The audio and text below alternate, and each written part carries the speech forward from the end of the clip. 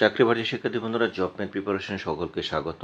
আজকে লাভ ক্ষতির অঙ্কের ধারাবাহিক ক্লাসে নিয়ম 10 নিয়ে আলোচনা করব। শিক্ষার্থী বন্ধুরা, যারা আগের ক্লাসগুলো দেখেন নাই, প্লে লিস্ট থেকে আগের ক্লাসগুলো দেখে নিন, আশা করি উপকৃত হবেন।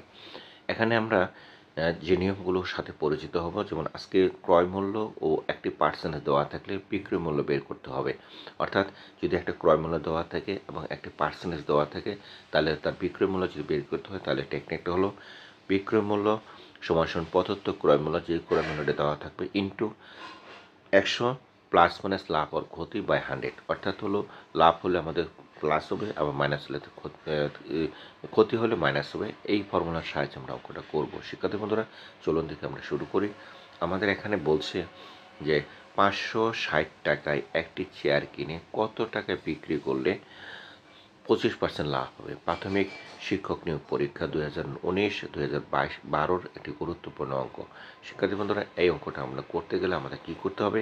আমাদের কিন্তু জাস্ট খালি ফর্মুলাটা আমরা অ্যাপ্লাই করব। কী বের করব? আমরা এখান থেকে আমাদের কত টাকায়, অর্থাৎ বিক্রয় মূল্যটা বের করব।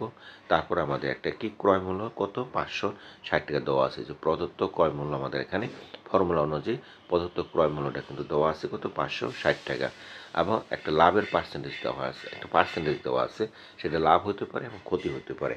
কাজে আমি যা এখানে টেকনিকগুলো বললাম, এই টেকনিকটার সাথে আমার ওই অঙ্কটার মিল আছে।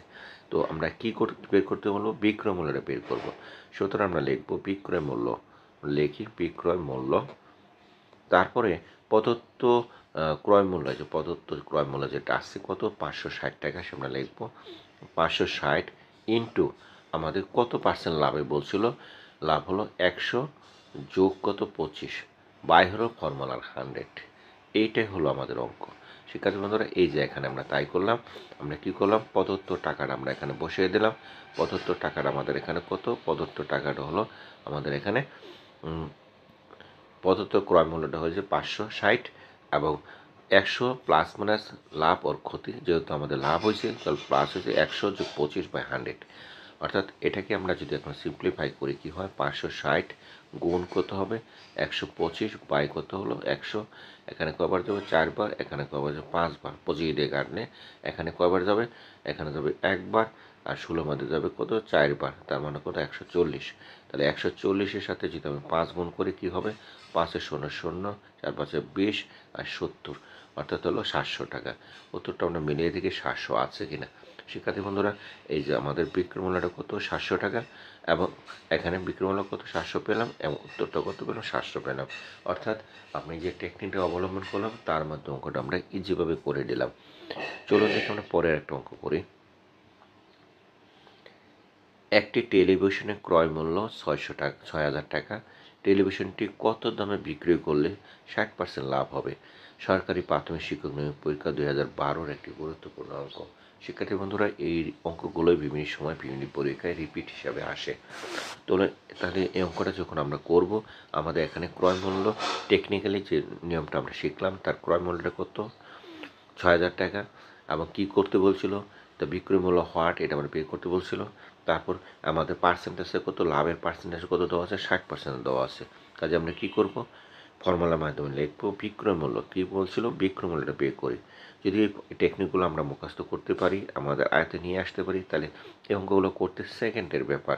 তাহলে আমাদের এখানে ক্রয় মূল্য কত, 6,000, লিখলাম 6,000 গুণ কত হলো, কত দামে বিক্রি করলাম, আমাদের 60%, তার মানে 100 যোগ কত, 60, নিচে কত হবে, ফর্মুলার 100।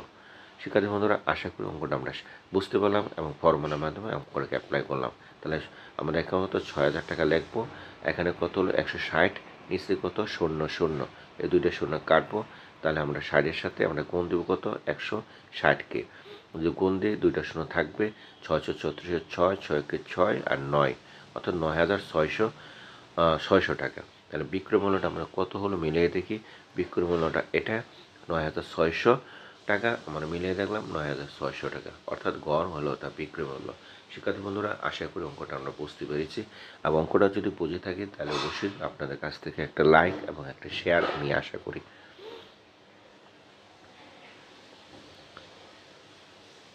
পরের অঙ্কটা বলছে 150 টাকা দিয়ে একটি জিনিস ক্রয় করে কত টাকায় বিক্রি করলে 20% লাভ হবে? প্রাথমিক সহকারী শিক্ষক নিয়োগ পরীক্ষা 2015-2012 একটি গুরুত্বপূর্ণ অঙ্ক। শিক্ষার্থী বন্ধুরা, এই অঙ্কগুলো বিভিন্ন পরীক্ষায় বিভিন্ন সময় আসে। চলুন দেখি অঙ্কটা আমরা করি, এই সিম্পল মেথড অ্যাপ্লাই করি। তাহলে ক্রয় মূল্যটা এখানে কত আছে? 150 টাকা। ক্রয় করে সেখানে আমরা পেয়ে গেলাম। কী করতে হবে? বিক্রয় মূল্যটা বের করতে হবে। এটা আমরা এটা আমরা পেলাম। তারপরে লাভের পার্সেন্টেজ কত বলছে? 30% লাভে বলছে। শিক্ষার্থী বন্ধুরা, যদি তাই হয় তাহলে আমাদের কী করতে হবে? 100% লাভে যদি হয় তাহলে আমরা কি জানি? 100 সাথে আমরা কত? 30 যোগ করবো, তার মানে কত? 130। তো আমরা এখান থেকে আমরা কী করব? বিক্রয় মূল্যটা বের করবো। সুতরাং বিক্রয় মূল্য আমরা লিখব, বিক্রয় মূল্য সমান সমান আমরা কি, তার ক্রয় মূল্যটা কত দেওয়া আছে? 150 লিখলাম, 150। ফর্মুলা কত বলছিল আমাদের? লাভ কিংবা ক্ষতি বলছিল 100 সাথে কি যোগ করতে হবে? 30 যোগ করতে হবে বাই ফর্মুলার 100। এই হলো আমাদের অঙ্ক। তো এটাকে আমরা যদি পড়ি, 150 গুণ কত হলো? 130 বাই হলো 100। তো এখন এই শূন্যটা কাটবো, শূন্য শূন্য কাটবো, তাহলে 15 এবং 130 আমরা কী করব? অ্যাপ্লাই করব, মাল্টিপ্লাই করব। তাহলে 115 সাথে যদি 3 যদি 13 যদি গুণ করি, 3 5 15, 5 3 3 আর 1 4 হাতের হলো 1 5 5 আর 1 কত হলো? 5 9 1 অর্থাৎ 195। মিলিয়ে দেখি 195 আছে কিনা। উত্তরটা আমরা কত পেলাম? উত্তর বিক্রয় মূল্য কত পেলাম? 195 টাকা। এই জায়গাটাও আমাদের 195 টাকা দিয়ে দিছে। শিক্ষার্থী বন্ধুরা, আশা করি অঙ্কটা আমরা আমাদের টেকনিকে শিখতে পারলাম। তো চলুন দেখি আমরা পরে অঙ্কটা করি। এবং ভিডিওটা যদি ভালো লাগে তবে অবশ্যই লাইক দিবেন এবং শেয়ার করুন, কারণ আপনাদের একটা লাইক একটা শেয়ার আমাকে ভিডিওতে